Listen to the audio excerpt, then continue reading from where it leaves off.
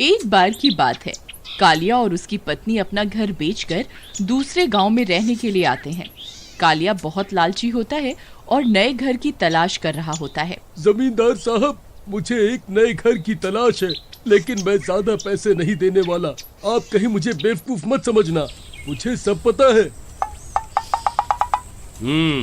लगता है ये अपने आप को कुछ ज्यादा ही समझदार समझ रहा है। ये ज्यादा पैसे नहीं खर्चने वाला, इसे कोई सस्ता सा ही घर दिखाना होगा। एक काम करता हूँ, इसे वो कब्रिस्तान के पास वाला घर बेच देता हूँ। देखो भाई, मेरे पास एक घर है, वो तुम्हारे मुताबिक ही है और ज्यादा महंगा भी नहीं है। तो फिर देर किस बात की भाई, मैं आज ही वो घर खरीद लूंगा।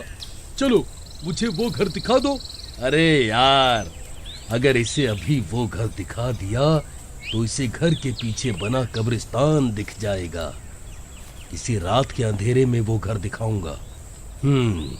देखो भाई कालिया, अभी मुझे किसी जरूरी काम से जाना है, मैं रात को तुम्हें वो घर दिखा दूंगा। फिर इतना बोलकर वह जमींदार वहां से चला जाता है।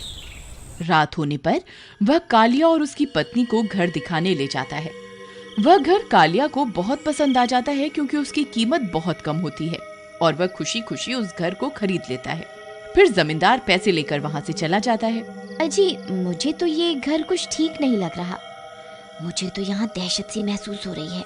चल पगली, ऐसा कुछ नहीं है। नए नए घर में अक्सर ऐसा लगता है, सब ठीक हो जाएगा। फिर वे दोनों सो जाते हैं। तभी आधी रात होते ही कब्रिस्तान की मिट्टी में कुछ हलचल होती है और कब्रिस्तान से एक हाथ बाहर निकल आता है।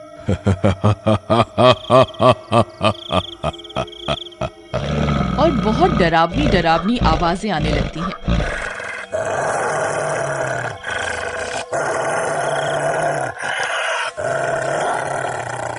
तभी राधा की नींद खुल जाती है। अजी उठिए ना, देखिए ना कैसी अजीब अजीब सी आवाजें आ रही हैं। उठिए ना। अरे क्या हुआ, चैन से सोने भी नहीं देती। अजी, मुझे तो उस खिड़की से बहुत अजीब अजीब सी आवाजें आ रही हैं। जरूर उस खिड़की के पीछे कोई है जो अजीब अजीब सी आवाजें निकाल रहा है। तभी एक भूत कब्रिस्तान से बाहर निकल आता है और पास के घर में रोशनी देखकर उसकी तरफ चल पड़ता है।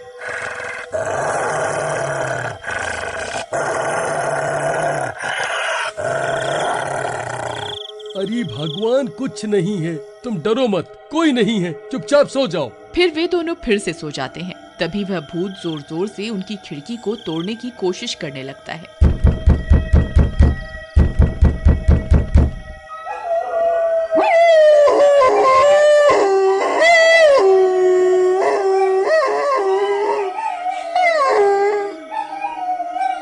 अरे मर गई रे, ये कौन है जो इतनी जोर जोर से खिड़की को पीट रहा है?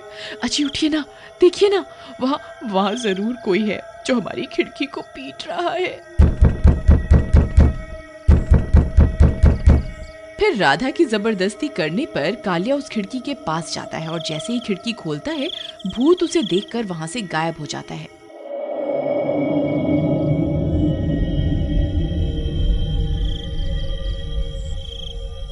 क्योंकि कालिया ने ताबीज पहना होता है। लेकिन कालिया की आंखें फटी की फटी रह जाती हैं क्योंकि उसे वहां एक कब्रिस्तान दिखता है। अरे मर गई रे राधा, जल्दी यहाँ आओ, देखो यहाँ क्या है। अजी, ये तो कब्रिस्तान है। हे भगवान, ये हमने कहाँ घर ले लिया। तभी वो कमबख्त जमींदार हमें कम कीमत में ये घर बेचकर चला गया। फिर वे खिड़की को बंद कर देते हैं और दूर जाकर बैठ जाते हैं। तभी फिर से कोई उस खिड़की को जोर जोर से खटखटाने लगता है। वे दोनों बहुत डर जाते हैं और पूरी रात ऐसे ही निकाल देते हैं।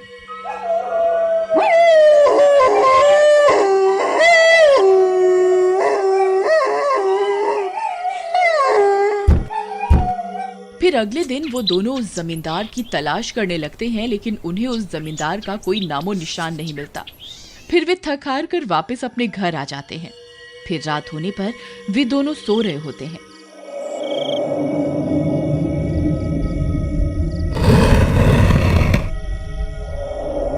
तभी वो भूत फिर से कब्रिस्तान से बाहर निकलता है और उनके घर की खिड़की के पास पहुंच जाता है और जोर जोर से उसे पीटने लगता है। अजी उठिए, फिर से कोई हमारी खिड़की पीट रहा है जी। मुझे लगता है ये जरूर किसी की शरारत है। आज मैं इसे नहीं छोड़ूंगा। फिर इतना बोलकर कालिया हाथ में लाठी लेकर खिड़की की ओर चला जाता है। उस दिन उसने अपना ताबीज नहीं पहना होता। फिर वह खिड़की को खोल देता है। ए, कौन है वहाँ? खबरदार, अब दोबारा इस खिड़की को खटखटाया ना तो तेरी हड्डी पसली एक कर दूंगा।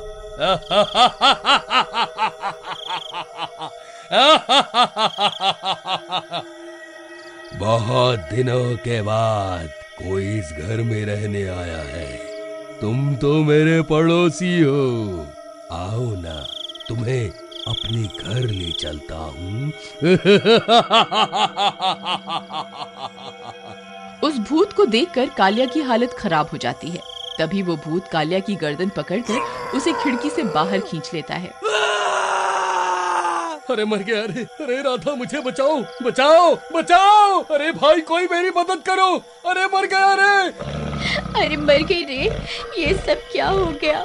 मैंने इन्हें कहा भी था कि खिड़की मत खोलिए। अब क्या करूं? ये कमबख्त भूत तो इन्हें अपने साथ ले जा रहा है। वो भूत कालिया की टांग पकड़कर उसे घसीटता हुआ ले जाने लगता है। अब क्या करूं? मुझे इनकी मदद करनी ही होगी, नहीं तो ये भूत इन्हें अपने साथ अपनी कब्र में ले जाएगा। फिर राधा भागती हुई जाती है और कालिया का हाथ पकड़ लेती है और उसे अपनी ओर खींचने लगती है। लेकिन वह भूत बहुत ताकतवर होता है और कालिया को अपने साथ घसीटता हुआ ले जाने लगता है। राधा, राधा, कोई फायदा नहीं है। ये भूत बहुत ताकतवर है। तुम कुछ नहीं कर पाओगी। तुम यहाँ से चली जाओ, नहीं तो ये तुम्हें भी मेरे साथ कब्र में ले जाएगा। राधा को कुछ समझ नहीं आता कि वो कालिया की मदद कैसे करे। अरे कोई है, कोई हमारी मदद करो। ये भूत मेरे पति को अपने साथ कब्र में ले जा रहा है। हमारी मदद करो, कोई तो हमारी मदद करो। फिर वह भूत कालिया को अपने साथ कब्र के अंदर ले जाने लगता है।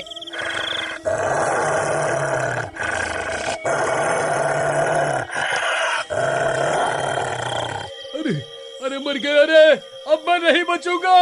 अरे मर गया रे। राधा, राधा, कुछ करो। फिर राधा कालिया के दोनों हाथों को पकड़कर कब्र से उसे बाहर खींचने लगती है, लेकिन कोई फायदा नहीं होता और वो भूत कालिया को कब्र के अंदर खींचने लगता है।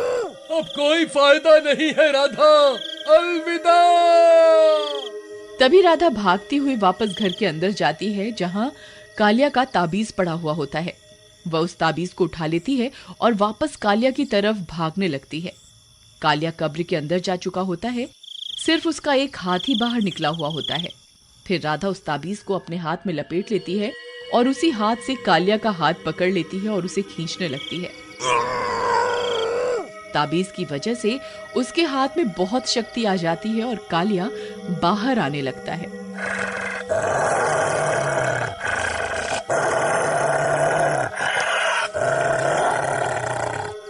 अरे ये क्या? ये कौन है जो इसे बाहर की तरफ खींच रहा है? फिर भूत भी नीचे से कालिया की टांग पकड़कर उसे खींचने लगता है, लेकिन कोई फायदा नहीं होता। अरे ये क्या? ये कैसे हो सकता है?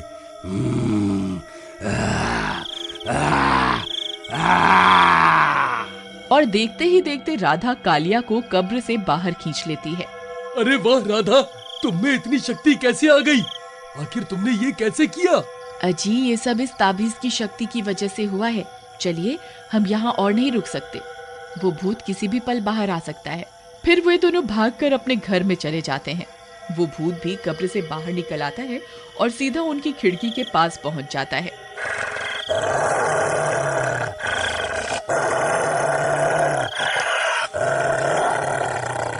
और जोर जोर से खिड़की को तोड़ने लगता है।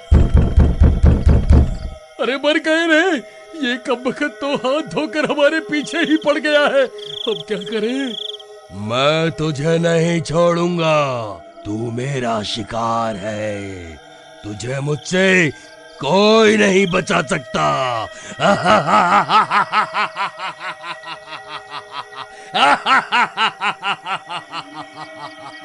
अब क्या करें भगवान?